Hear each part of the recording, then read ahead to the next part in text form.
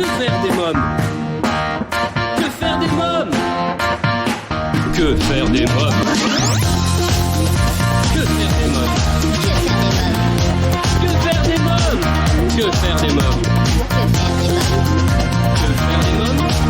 Que faire des mômes? Éric Couder. Bonjour à tous, bienvenue pour Que faire des mômes, votre podcast 100% famille, c'est Éric Couder. Dans l'épisode d'aujourd'hui, j'ai le plaisir de recevoir un musicien hors pair, curieux, inventif et bienveillant. Il jongle entre sa culture américaine d'origine et celle d'adoption française. Il sait captiver son public dans ses albums et sur scène.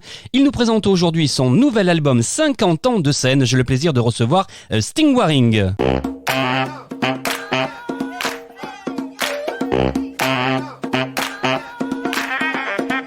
Bonjour Sting Waring. Bonjour. Alors vous fêtez 50 ans de scène, joyeux anniversaire déjà. Merci bien. Sting Waring, pour célébrer cet anniversaire, vous nous faites un beau cadeau puisque vous sortez chez Victoria Music un nouvel album, Sting Waring, 50 ans de scène. C'est votre gendre Robin Limoges qui a réalisé de nouveaux arrangements et vous interprétez vos chansons en quintette familiale avec votre fille Alice et son mari Robin, votre nièce Hélène et votre neveu Gérald. Ils sont tous polyinstrumentistes, hein? Oui, tout à fait, oui. Mais moi, je suis vraiment chanceux parce que j'ai travaillé avec un merveilleux musicien auvergnat pendant très très longtemps, Alain Gibert, oui. Qui n'est plus de ce monde, mais j'ai une chance inouïe parce que mon gendre, qui a arrangé presque tout le disque, ce nouveau disque, c'était un disciple de mon copain et de mon collègue de travail de 30 ans, Alain Gibert. Voilà. Il a été son élève dans une CFMI de Poitiers. Donc il est tout. On est proche parce qu'il a épousé ma fille, mais en plus on est proche parce qu'il a été formé par mon ancien collègue. Oui, Sting Waring, 50 ans de scène, cet album est dédié à la mémoire d'Alain Gibert. Quelques mots sur votre collaboration justement avec Alain Gibert que vous avez rencontré, il me semble, à Lyon. Alain Gibert qui était un des fondateurs de l'ARFI, l'association à la recherche d'un folklore imaginaire, qui a arrangé et écrit même vos chansons. Et tout à fait. On a écrit des chansons ensemble et puis il m'a permis de faire des chansons traditionnelles de façon il a fait des arrangements pour certaines chansons comme Le chemin de Dublin qui est tout à fait traditionnelle irlandaise, et non seulement il a fait l'arrangement musical, mais en plus il m'a aidé à l'adapter cette histoire en français, quoi. Alors dans cet album événement, on retrouve des titres incontournables comme Le Matou revient, La baleine bleue, Les grenouilles, et vous pouvez vous proposer aussi d'autres pépites de votre répertoire avec des sons univers folk, blues et traditionnels. Oui, c'est ça, oui, tout à fait. D'ailleurs, Les grenouilles, vous le savez peut-être pas, mais Les grenouilles aussi, c'est traditionnel. Je l'ai adapté en français pour mon premier album en France en 1967, voilà, les grenouilles. Mais ça, c'est trad, comme est Le Matou revient aussi, qui aux États-Unis s'appelait The Cat Came Back. Oui.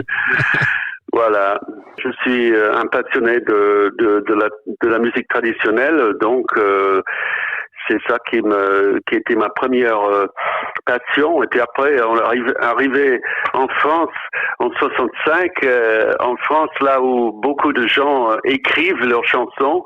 Je me suis mis à essayer d'écrire aussi. Oui. On va reparler justement de votre arrivée dans quelques instants, mais je pense que l'on peut dire que chez vous la musique est une histoire de famille. Vos parents étaient musiciens. Tout à fait. Mon papa, c'était son métier. Il était musicien classique, mais donc il faisait de l'orgue, bien sûr. Il accompagnait les services protestantes et puis il dirigeait des chorales dans les églises. Mais à la maison, il jouait du ragtime, il jouait du jazz, il jouait Gershwin à la maison, quoi, au piano, voilà. Votre maman aussi faisait de la musique? Mais ma maman, elle jouait un petit peu de piano et puis elle chantait aussi. mais c'était amateur. Elle était prof. En fait, elle était prof de latin. Est-ce que ce sont vos parents qui vous ont donné le goût pour la musique et pour le spectacle ? Oui, peut-être pas tellement pour le spectacle, mais ça les dérangeait pas. Quand j'étais passionné déjà en école primaire, j'étais passionné de faire du théâtre. On montait des pièces de théâtre, donc et puis à l'école, même à l'école publique, j'avais des cours. À l'époque, je faisais pas encore de la guitare, je faisais de la clarinette à l'école. Ah oui. Steve Warren, alors ce qui est extraordinaire, c'est que votre fils Arthur a démarré sur scène à 5 ans à l'Olympia. Vous lui aviez écrit une chanson, La Cigale. Quel souvenir en gardez-vous ?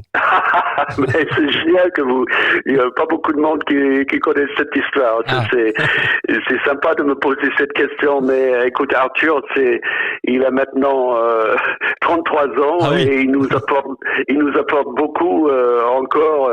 Mais alors à 5 ans, en 1993. Il a fait l'Olympia avec moi parce que j'avais fait une chanson pour lui et puis mes amis musiciens m'ont dit mais pourquoi pas on va jouer à l'Olympia, pourquoi pas faire une chanson avec Arthur. Donc Arthur a 5 ans, il est monté sur les planches de l'Olympia. Que ressent un papa justement de voir son fils de 5 ans dans une salle mythique comme l'Olympia ? Oui, c'était gonflé, mais enfin bon, j'ai 3 enfants et puis oui. Les 2 autres enfants qui sont plus âgés, ils étaient obligés de faire de la musique. Hein. Chers auditeurs, rendez-vous au prochain épisode pour écouter la suite de l'interview que m'a accordé Sting Waring pour son album Événement, Sting Waring 50 ans de scène. Merci pour votre fidélité, à bientôt.